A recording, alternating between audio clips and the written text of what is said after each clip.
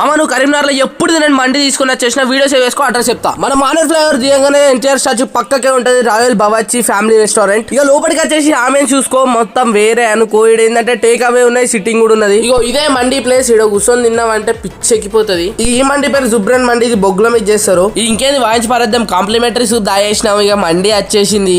అన్ని మీద పెట్టిన రుమాలి రోటి కడిగేసి మర్రేసిండు మామ పొగలకే ఫ్లాట్. ఇక దీన్ని చూసినాక ఎవ్వరికి కూడా ఆగబుద్ది కాదు, నాకు కూడా ఆగబుద్ది కాక జల్దీ కలుపుకొని అయితే తినేసిన. మైనస్ టేస్టీ అదైతే హైలైట్ అంటే హైలైట్ ఉన్నది. ఇక మావాడైతే మటన్ మండిలో చికెన్ వేసుకొని తింటాను. ఇక వాడిని ఏమనాలి.